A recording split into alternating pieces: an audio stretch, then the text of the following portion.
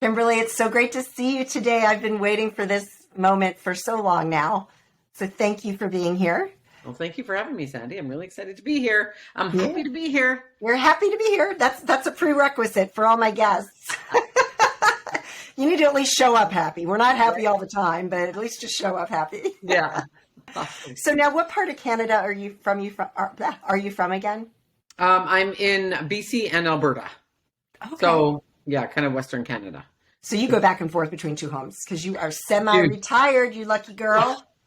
Yeah, we're retired from 9 to 5s, but as serial entrepreneurs, my husband and I, our whole lives, there's no like retiring from the imagination and the possibilities. And it's just a little more open-ended, right? Like we got back from a long trip yesterday, slept until 10 o'clock this morning, right? Went for my walk, did my breath work, then started work at 1 o'clock. So That's perfect. that's the beauty, yeah, about being Yeah, semi. completely.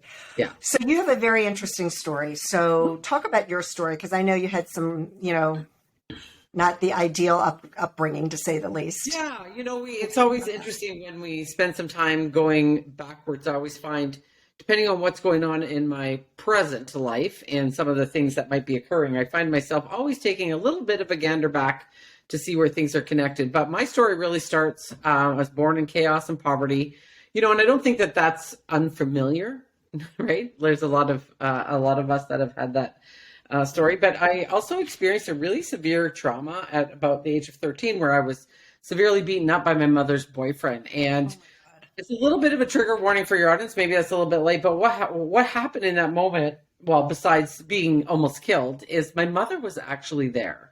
And my mother was there and witnessing the event. And her response was that she saved my life by calling an ambulance. And it's kind of like I share that part of the story to help people see like the perspective that my mom was coming from, is that she saw that act as being a life-saving act as opposed to the danger with which we were in to begin with.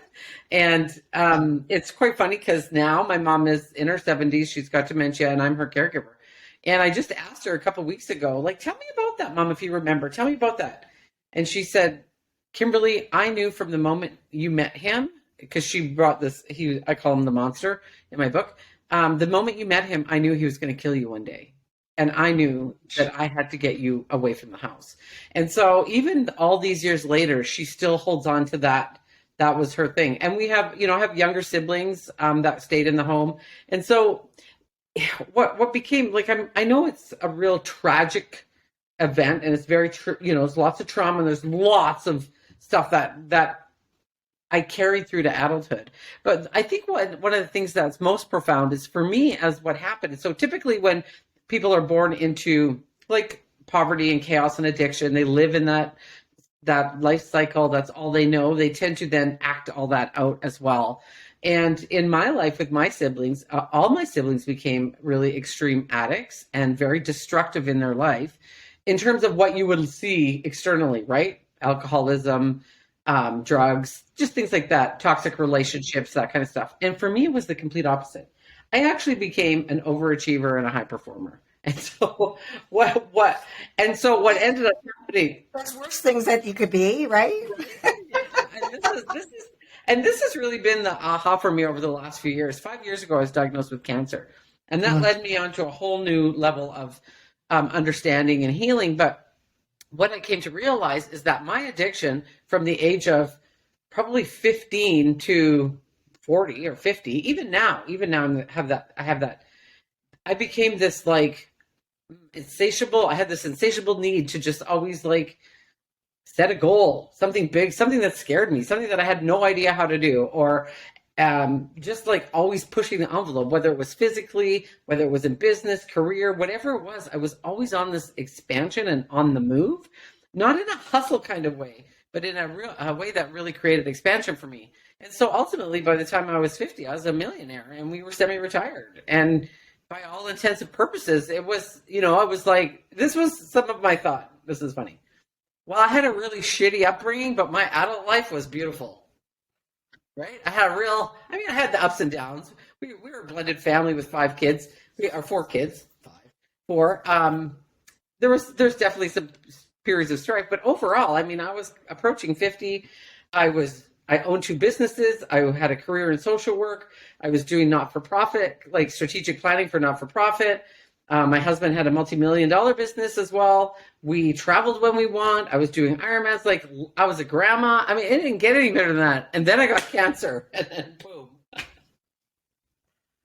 Wow. Well, when you think about it, everybody has stuff that come their childhood. No one's childhood is perfect. And frankly, you don't want it to be, because those experiences that we go through as kids prepare us for the real world. They really do. And you have to have that.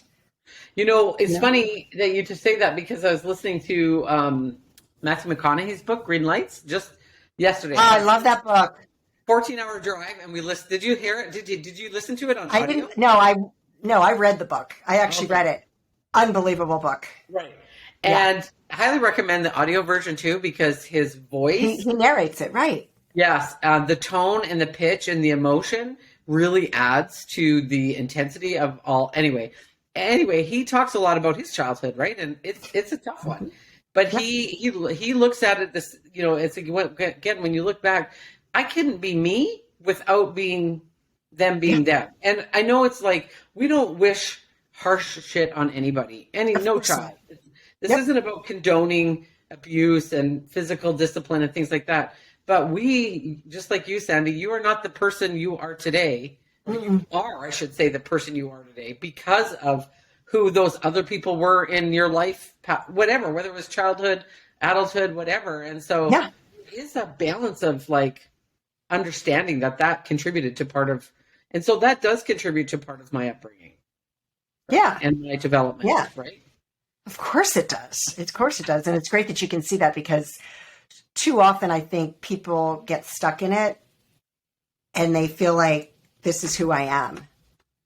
And they don't take the courage that it takes, because it's hard. Like you were saying, you pushed yourself into being uncomfortable. That's hard to do. And not a lot of people are willing to do that and to feel that uncomfortableness, because they don't realize when they get through the other side how amazing things are. Yeah, I think about the time I used to do Ironmans, like endurance triathlons. I can't believe that you did an Ironman. How many have you done? I have completed 1. I have attempted 3. That's remarkable. I mean, just attempting it is incredible. The last one, I literally got dragged off the course. I was so sick. So sick, and I would not give up. Anyway, but what I was going to say is, like, the swim portion of an Ironman for me was the most terrifying, because I didn't know how to swim. It was I learned how to swim. I spent the year learning, but the race day, you're standing on the edge of the water. It's open water. You're with 3,000 other people. I mean, and the gun goes off, and you have to swim across an entire lake and back and not die, and then carry on the things. But in that moment of me completing that, and you have to do it in a time limit, 2 hours and 10 minutes is the maximum. And I used to do all these sports. I am not a professional. I do not podium these events. I always just a participator, right? I just go out and do my best, and I have these big aspirations.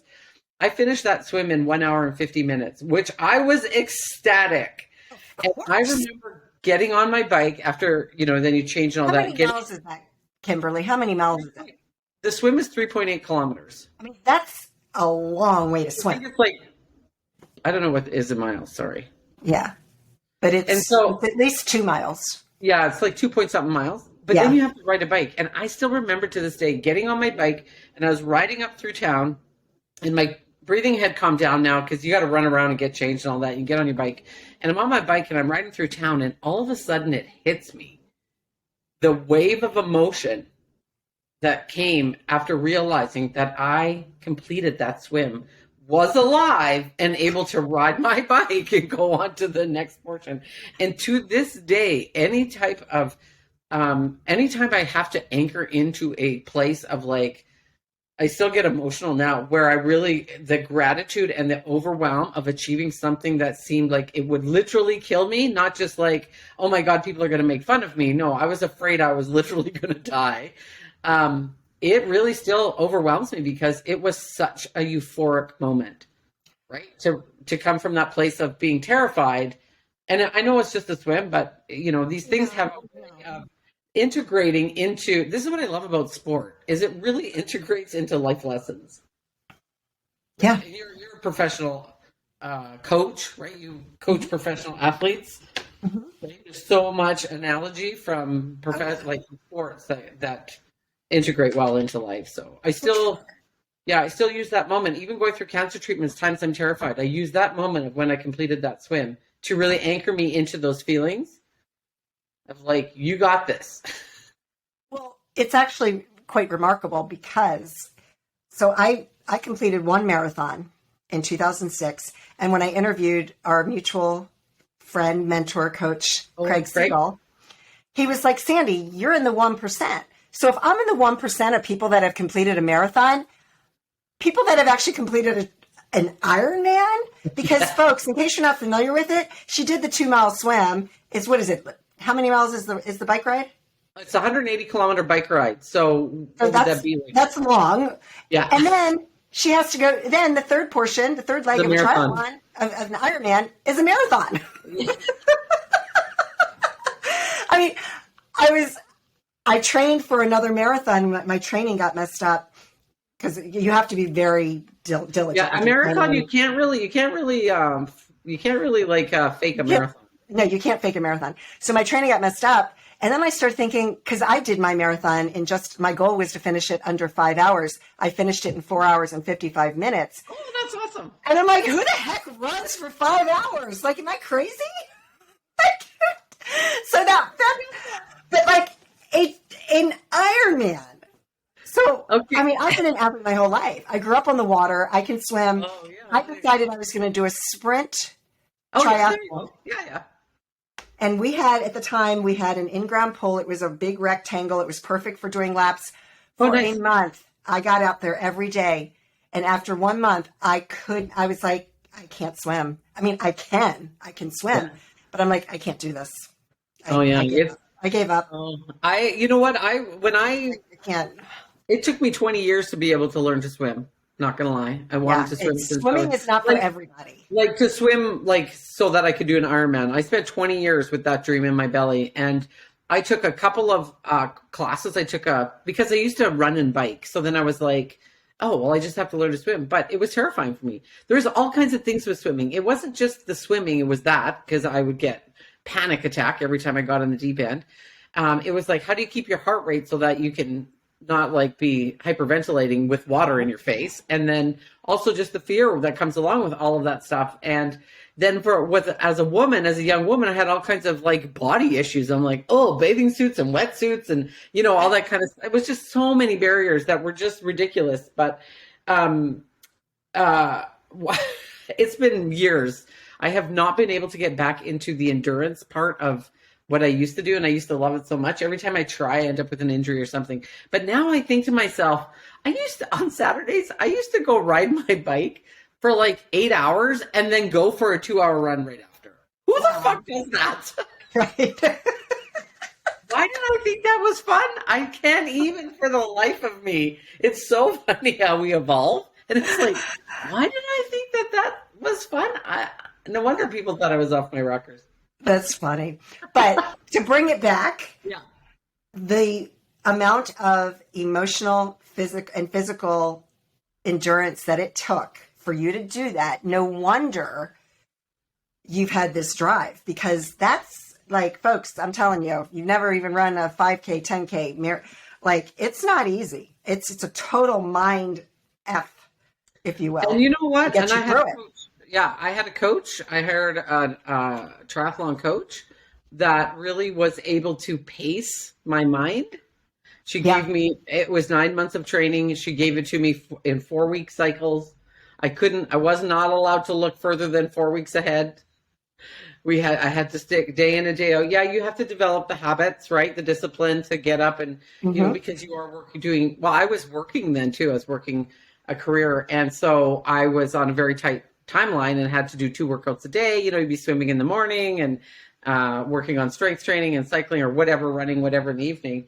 But here's a fun fact. I've only ever done one marathon. That's not in a Ironman. And that marathon was awful. Like I did just the marathon in Chicago in 2008. It was brutal. It was miserable. It was the year it was super hot.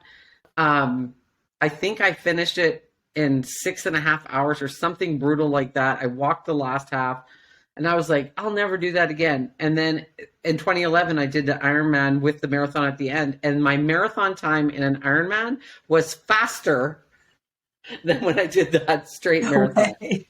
You know No why, way. though? Here's the thing. When you train for something like that, because You're in it's such great shape.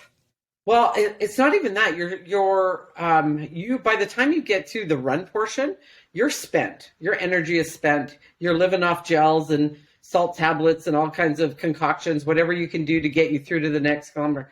But the race, when you're training, you overtrain on the bike and in kind of hit style workouts. So you don't actually spend as much time run training as you would in a marathon training. Interesting. Yeah. So for me, because running was not my forte and I had some injuries, I spent double the amount of time training on the bike. So that in a week, my longest run in training for Ironman was 3 hours. That was it. That was the longest run.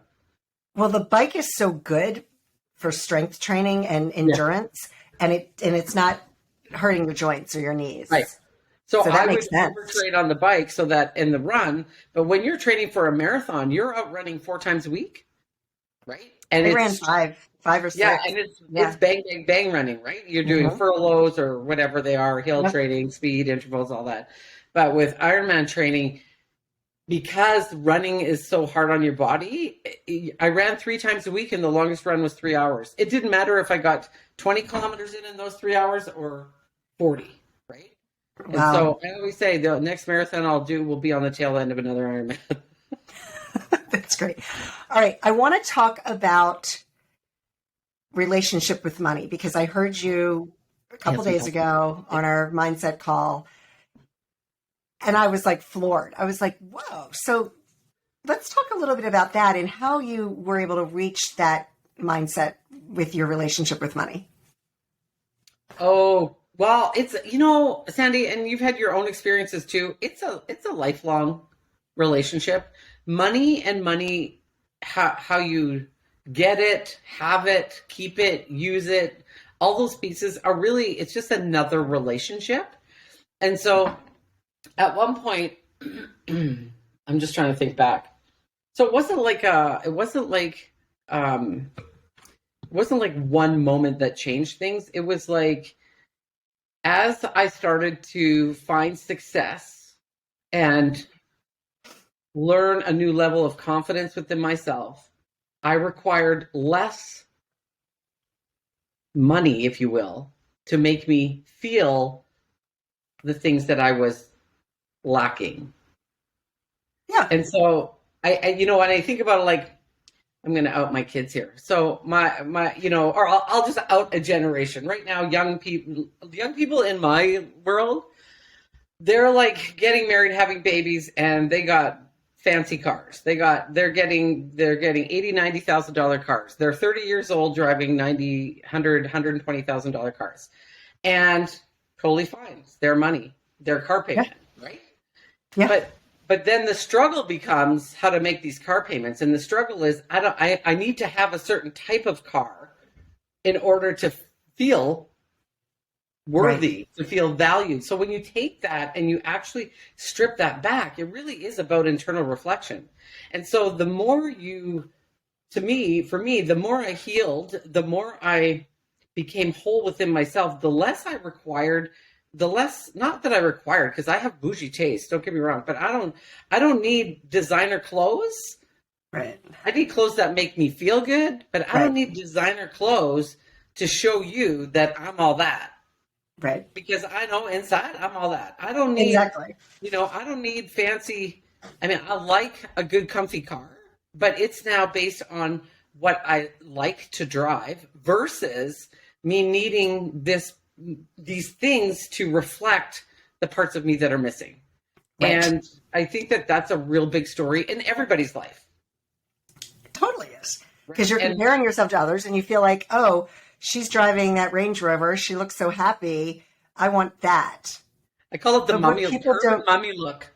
right. But what people don't realize is, and I write about this in my book, a friend of mine said, when you say you want to be like that person, you need to be willing to accept all the good and all the bad shit that they're carrying in their life. And when you look at it that way, I look at somebody, I'm like, you know what?